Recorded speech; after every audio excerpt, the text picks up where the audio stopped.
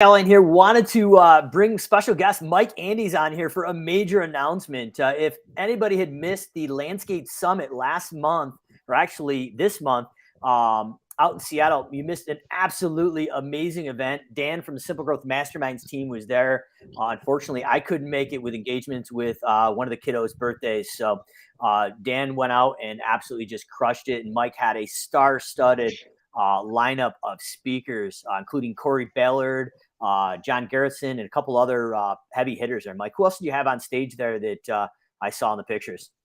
Tommy Mello. So he's the founder of A1 Garage Door. He is a home service expert. He has the podcast and things. So he's pretty cool. They do massive amount of garage doors. So kind of still service industry. They do like 200 million though. It's crazy.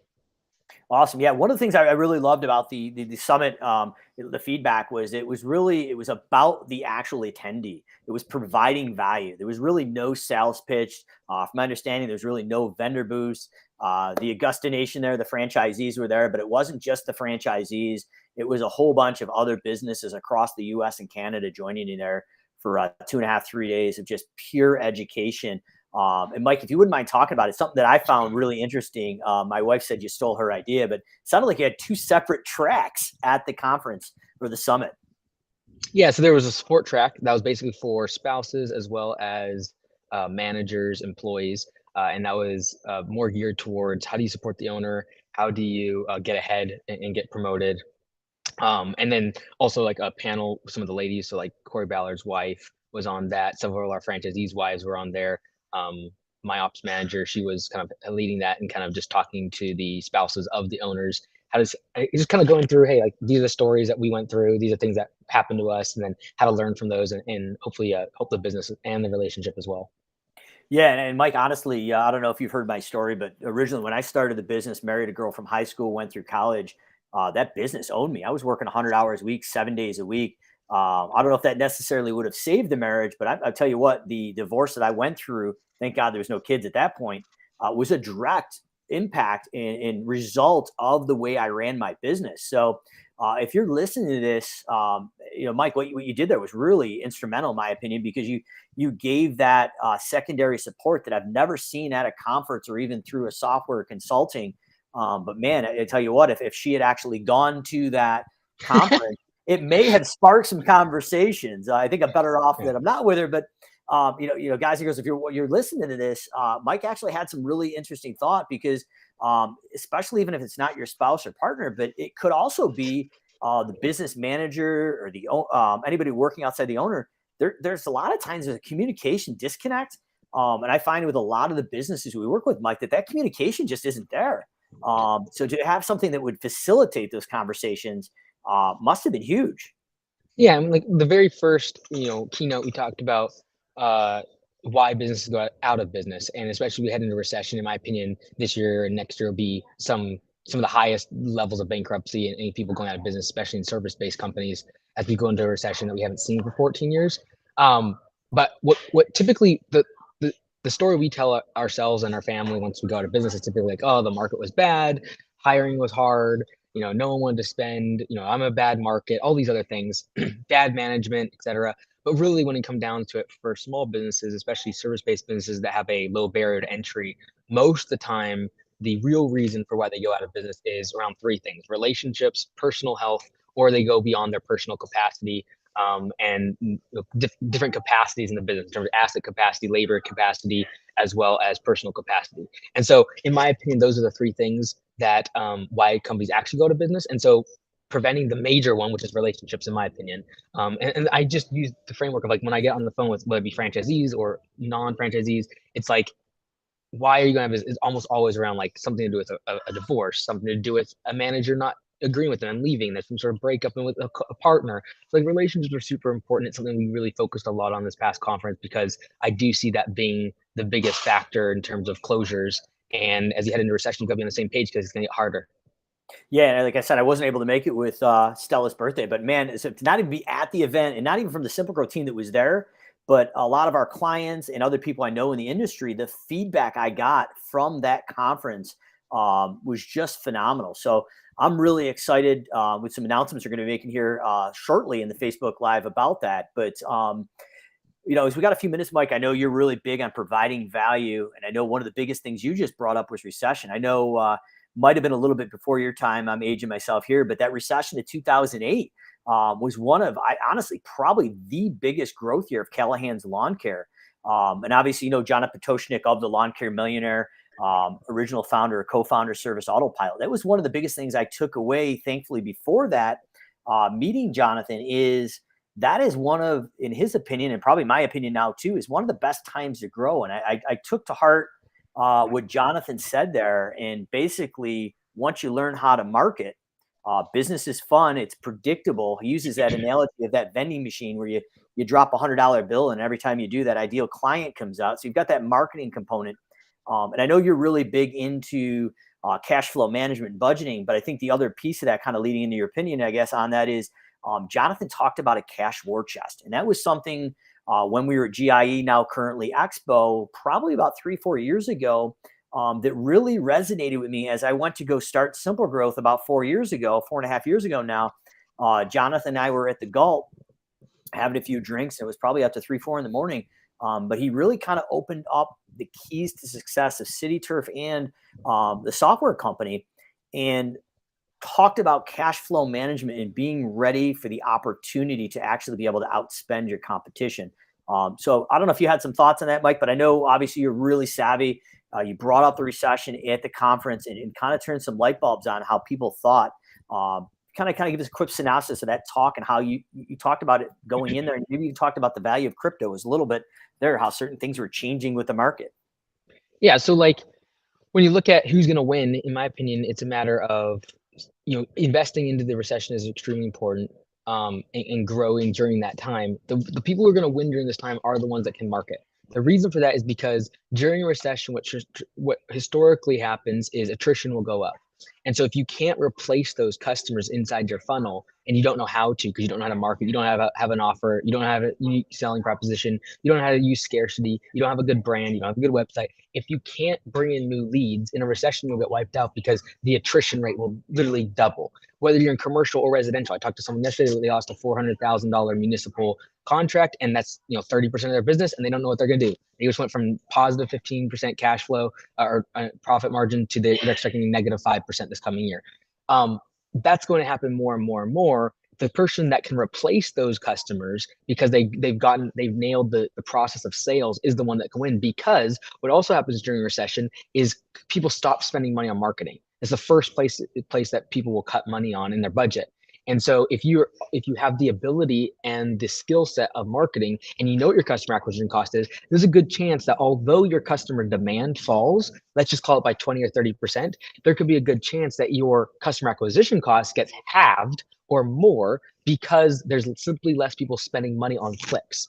And so if my cost per click was $3 and now it's $1, yeah, maybe my conversion ratio or my close ratio in terms of people accepting my estimates goes down because people are less likely to buy. However, if I just brought down by 67% my cost per click, well, now the math still works. And so the person that knows that math, understands that funnel, and knows how to pump more money into the marketing funnel, they're the ones who can grow and expand during a recession. The person that's always been, relying on referrals and like, oh, everyone just knows my name, I've never spent any money on marketing, marketing is dead, I don't need a website. They're the ones that I'm afraid of, because now when their attrition goes from 20% to 60% year over year, that's a big problem for them. Mike, I couldn't agree with you more. And guys, if you're listening to this, and these are new concepts that you're hearing for the first time, these are the foundations of scaling that business to 7 figures and well beyond. And Mike, if I'm going to infer anything for the conversation, is to be able to go out and scale, especially in this recession, is we should be probably tracking some really basic KPIs, key performance indicators, or metrics. So you talked about probably, if I'm inferring, lead sources. So where are they coming from? Is it clicks? Is it door hangers? Is it client referrals? And the other big thing is, eventually, if we're spending money, we're probably going to have a client acquisition cost. So what's it cost to actually acquire that client? And then eventually, based on the software that you're using, you probably would have a client lifetime value. So if you've got those 3 key metrics, the risk of saying, wow, I might spend an extra 30 or 40,000 this year in marketing, maybe we don't even need to because everybody's retracting. But actually at Callahan's, we doubled down and actually doubled our marketing So it was a compounding effect. And trust me, I wasn't the mad scientist behind this. Jonathan kind of gave me the secret recipe, and man, did it work. But Mike's talking about is tracking your lead sources, probably the acquisition and maybe the closing ratio on this. So you can make those fine-tuned tweaks. And when he talked about attrition, that could also be, if you're unfamiliar with that word, that's going to be cancellations or churn. And there's some things right now in our market, Mike, that we probably can't control, is literally just people leaving our local markets. We've got one of our clients in downtown Phoenix, Mesa area, where he loses 12 to 15% of his client base every year because there's just a high turnover of people leaving that area. So, Mike, if I'm guessing, like, we probably should be tracking what is our attrition or cancellation rate, or churn, as they call it, and why are they leaving? Is it they've lost their job, they're tightening up their budget, are they just leaving our market? And those are things I think that we really need to know, Mike, to be able to go and at least stay the same size. But if we're going to take advantage of everybody retracting in these local markets right now, if you're using a software system and you built a system in your marketing and your sales, this is a time to double down, folks. And I think cash flow is key right now. So if you can start to accumulate some cash, so when it gets rough, you have that extra liquid cash flow to put in. This could be a game-changing season for a lot of people. I know a lot of the Gusta franchises right now are following your methodology, and they're growing by leaps and bounds as we work with quite a few of them on the different software platforms that we automate on. Yeah, and I think the thing to keep in mind is you got to know what numbers you can spend up to, right? Because some people are going into this recession like, oh yeah, I'm going to grow, I'm going to expand, I'm going to spend money on marketing. It's like, well, how much can you spend before you break even, right? And you've got to know that if you take the average annual value of a customer, divide that by your attrition rate, there's your lifetime value. Then you multiply that by your profit percentage. Okay, that's exactly how much money that customer is going to make you in profit over the course of their lifespan.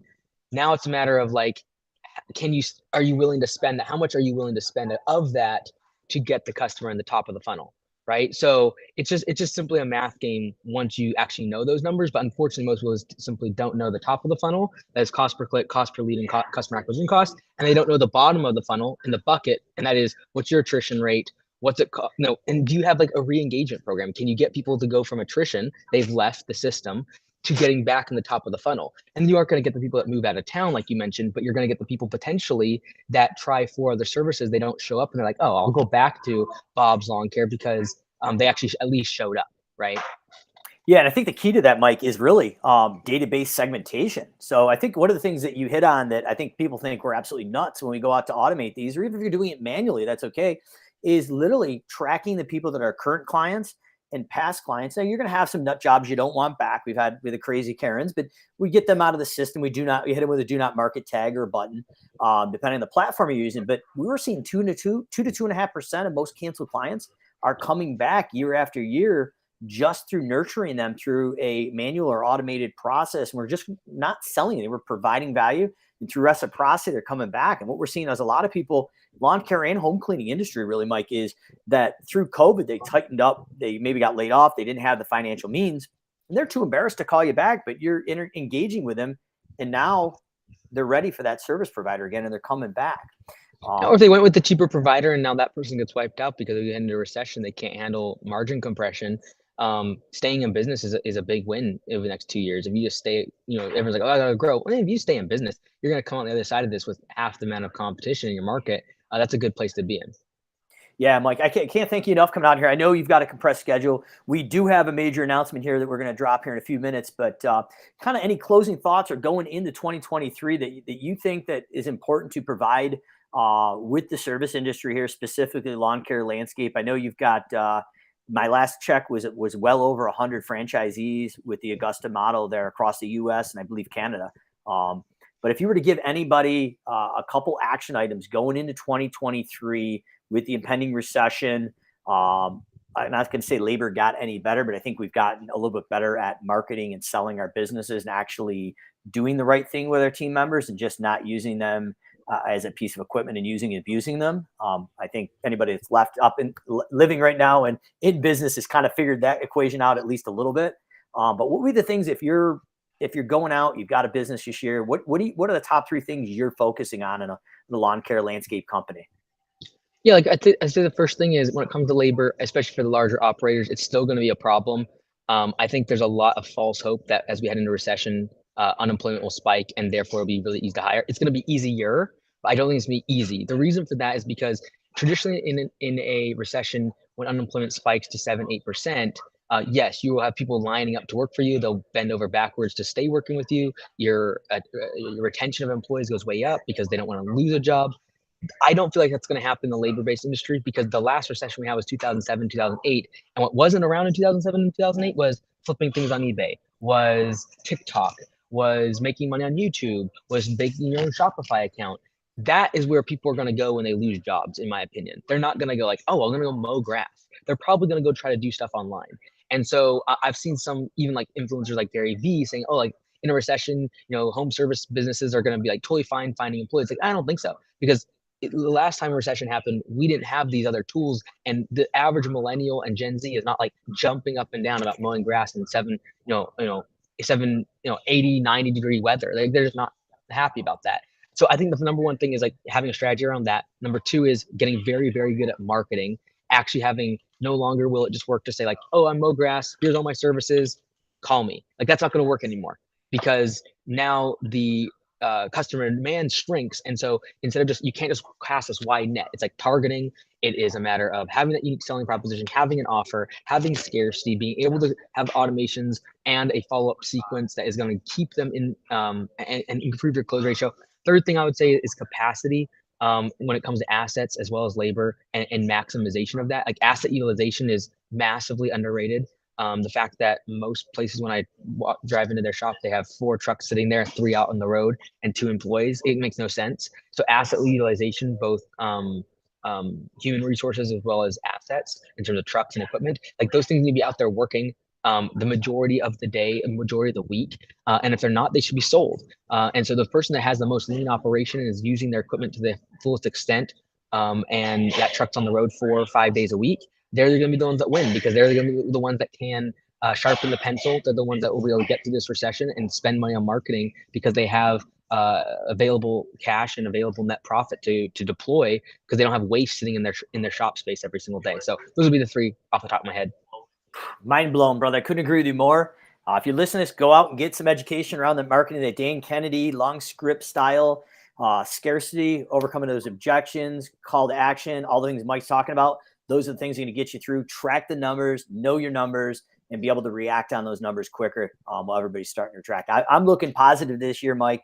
And as I'm looking forward to 2023, major announcement here. If anybody hasn't seen it, Mike, I'll let you announce it. But October 16th and 17th in Louisville, Kentucky, sounds like we got some big plans here a little bit earlier than this year. Yeah, so we want to kind of move Landscape Summit close to Equip Expo, since so many of our industry is already there. So it'll be the 2 days before, Monday and Tuesday, and then people can go right into Wednesday, Thursday, Friday at Equip Expo. And we're gonna be right downtown Omni Hotel in Louisville. So it'll be a lot of fun. Our goal is to kind of make it the biggest business-oriented conference in our industry. Obviously, Equip Expo is massive in terms of the equipment, the booths, and the trade show side, but just focusing on business and numbers and marketing and the stuff that I'm passionate about, and trying to minimize the commercial side of it as much as we possibly can. So yeah, it's gonna be a lot of fun. It's gonna be 2 days. We're gonna jam pack it. I'm looking forward to having you and Dan there, hopefully speaking at some point there as well. So it's gonna be a lot of fun. Yeah, really excited. Can't wait to be there. I know myself, Dan from the Simple Growth Mastermind team, planning on being there in whatever capacity we can help and provide value. But really want to get this out, Mike, because I know after you launch this at the actual summit this year, capacity, like people are buying these tickets already. So it's gonna be October 16th and 17th, Omni, Louisville, Kentucky. Simple Growth team's going to be there. I'm sure all the other influencers that were at the summit this year will be there, and a star-studded pack event, Mike. But I know when you do something with the Augusta team, it really never ceases to amaze me what you do and the value you bring. So I thought it was really important to spend some time here, drop some knowledge with you, but really let people know, if you want a seat at this event, the time to act is now. Mike's going to give you a quick website where to sign up, but it's going to be the 2023 Landscape Summit, Louisville, Kentucky, October 16th and 17th. And Mike, if people are looking to get those spots before they fill up quickly here, which they already are, what's the best way to locking down that conference for them? Yeah, just mikeandys.com/summit. So mikeandys.com/summit. You get your tickets there. I'm hoping we can hopefully keep it open as the registration as long as possible, but we will have to probably close it towards the end as we get closer, just because we do plan on filling it up. Yeah, well, people I've talked to went to the original one here just this year and the last year before that are loving We need it. to sell a lot of tickets. We need to sell a lot of tickets because it's costing hundreds of thousands of dollars. So we need to Yeah. sell a lot of tickets. So please go buy mikeandys.com/summit. It'd be great. Awesome. Mike, can't thank you enough. Appreciate you coming on. Glad we could break the announcement that the conference now is lining up right behind Expo here. I'll show you. I'm going to see you at the conference. And then are you sticking around for Expo as well? At least a day or two. Yeah, for sure. Awesome. All right. Well, if you guys are watching this, make sure you go to MikeAndys/Summit, is it? Yes, exactly. All right, Mike, thanks again. No, you got a compressed schedule. Thanks for being part of the industry, providing knowledge, doing everything else you're doing. And I have a feeling we may be popping on here somewhere in the near future, talking about some other great things that Mike's doing. We can drop a hint. We can drop a hint. Everyone really just wants to know if you're taller than me. That was actually we were going to break out the measuring tape event. and go live, but I actually had to get some platform shoes because I think with the hair today, I might have insoles, you. bro. Those Depends insoles. what shoes you're wearing. All right, brother. I appreciate everybody out in the lawn care landscape industry. Appreciate it. Can't wait to see you at Summit 2023 with Mike Andys. Take care, guys.